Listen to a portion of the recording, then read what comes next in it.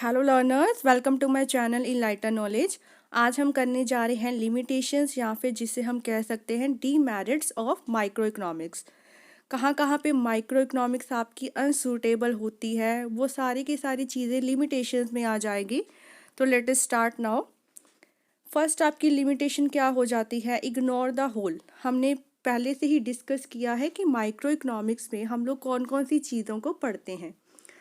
तो micro economics होता क्या था कि एक वर्ड माइक्रो से बना है जिसका मतलब होता था बहुत छोटा हिस्सा, या जब हम कह देते हैं, जब हम लोग क्या है, एक इंडिविजुअल की बात करते हैं, एक फर्म की बात करते हैं, तो ये सारी चीज़ें आपकी क्या आ जाती है, माइक्रो में आ जाती है। इसका मतलब पहली लिमिटेशन तो वही हो गई कि सारे के सारे whole part of the economy को ये क्या चीज़ इग्नोर कर देती है। माइक्रो इकोनॉमिक्स सिर्फ और सिर्फ क्या है, छोटे पार्ट्स को ही स्टडी करती है। इसी वजह से यह होल इकोनॉमी को रिप्रेजेंट नहीं कर पाती है। होल इकोनॉमी मतलब जो आपकी सारी इकोनॉमी की प्रॉब्लम्स होती है, माइक्रो इकोनॉमिक्स में वो चीज़ें हम डिस्कस नहीं कर सकते हैं। ये सिर्फ और सिर्फ एक छोटे पार्ट को ही स्टडी करती है। सेकंड आ जाता है आपका अनसूटेबल इन मैनी एरियाज। जो आपकी माइक्रो इकोनॉमिक्स है वो कहीं कहीं ना कई एरियाज में क्या है, अनसूटेबल हो जाती है। तो ये एरियाज कौन से होंगे जहाँ पर हमारी मैक्रो इकोनॉमिक्स काम देती है? For example areas like international trade हो गया, नेशनल इनकम, सेविंग्स, इन्वेस्टमेंट, ये सारी चीज़ें किस में पढ़ते थे हम लोग? मैक्रो इकोनॉमिक्स में पढ़ते हैं। तो इसका मतलब माइक्रो इकोनॉमिक्स का एक छोटा सा एरिया होता है, वहाँ पर ही ये सूटेबल होती है, और बाकी सारे एरियाज में ये क्या है, अनसूटेबल मानी जाती है। Next is unrealistic assumptions. Microeconomics की बहुत सी थ्योरीज आती हैं जिसमें कुछ ना कुछ अजप्शन ली जाती हैं जो अनरियलिस्टिक होती है, मतलब रियल लाइफ में वो करेक्ट नहीं होती है।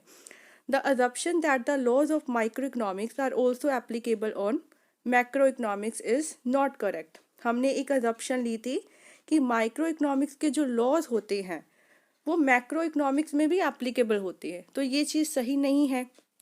ऐसा क्यों? क्योंकि it is not necessary that what is appropriate for a individual is also appropriate for the whole economy. इसका मतलब जो चीज़ें हम लोग इंडिविजुअल कंसर्न के अकॉर्डिंग सही मानते हैं, ज़रूरी नहीं कि वो सारी की सारी इकोनॉमी के लिए वो चीज़ सही हो। एग्जाम्पल लेकर चले तो आपको क्या बताया गया है कि अगर एम्प्लॉयमेंट पॉइंट ऑफ व्यू से देखा जाए कि अच्छी बात है कि हमारी कंट्री में लोग एम्प्लॉयड है और क्या है, हाई पोस्ट पे हैं।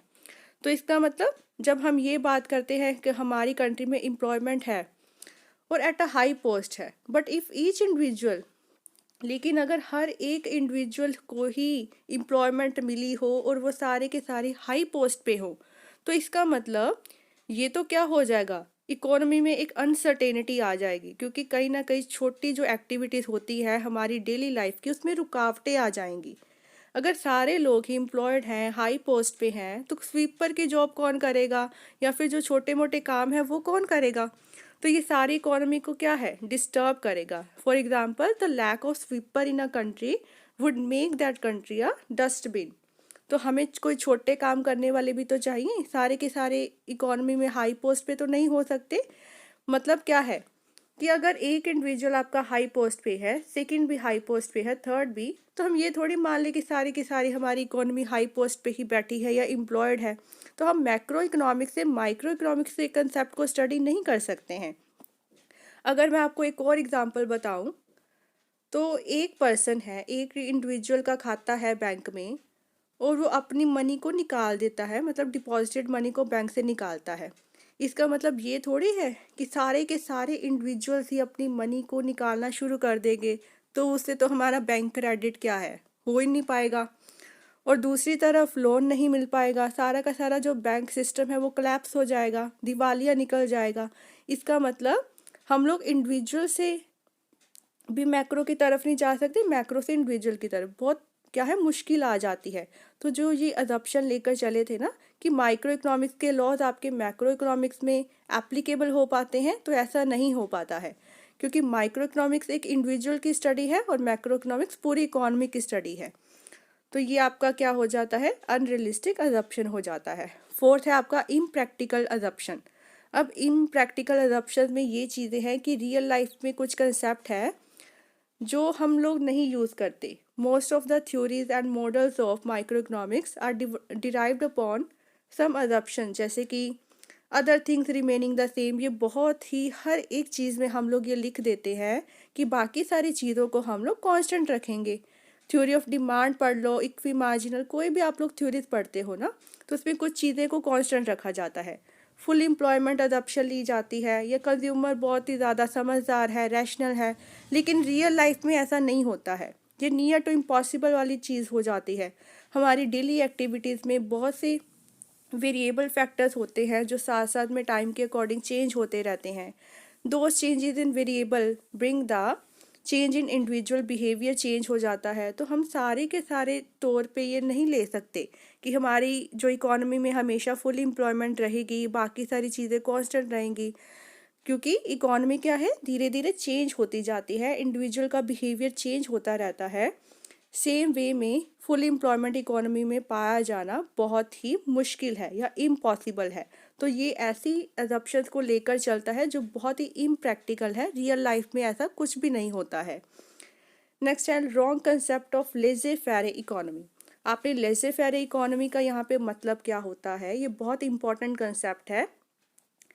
लेजे फेरे का मतलब है कि गवर्नमेंट की कोई इंटरवेंशन नहीं होती है, जहाँ पर कि गवर्नमेंट बिल्कुल भी इंटरफेयर नहीं करेगी, आपका माइक्रो इकोनॉमिक्स में लेकर चला जाता है।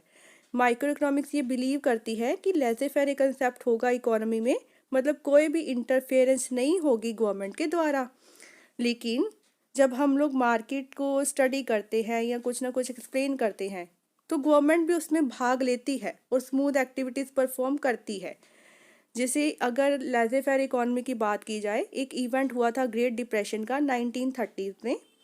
वहाँ पर ये वाला कंसेप्ट क्या है, बिल्कुल फेल हो गया था लेजे फेयर में। मतलब गवर्नमेंट की कहा गया था कि कोई इंटरवेंशन नहीं होगी, लेकिन जब ग्रेट डिप्रेशन आया 1930 में, तो ये इम्पॉसिबल हो गया था कि गवर्नमेंट वहाँ पे कुछ इंटरफेयर ना करे। तो गवर्नमेंट को वहाँ पर आना पड़ा और इंटरफेयर करना पड़ा। इसका मतलब वहाँ पे ये चीज़ क्या थी, गलत हो गई थी, फेलियर था ये कंसेप्ट ऑफ लेजे फेरे का। तो जो ये कंसेप्ट लेकर चलते हैं कि गवर्नमेंट इंटरफेयर नहीं करेगी, तो ये चीज़ बहुत ही गलत है। कुछ ना कुछ एक्टिविटीज़ में गवर्नमेंट को इंटरफेयर करना पड़ता है और सभी चीज़ों को साथ में लेकर चलना पड़ता है। तो ये आपके लिमिटेशंस हो चुके हैं माइक्रो इकोनॉमिक्स के। आई होप आपको समझ आ गया होगा। अगर वीडियो पसंद आई हो, इस चैनल को ज़रूर सब्सक्राइब कीजिए, like share and comment and press the bell icon, ताकि हर वीडियो की नोटिफिकेशन आपको टाइम टू टाइम मिलती रहे। Thank you very much.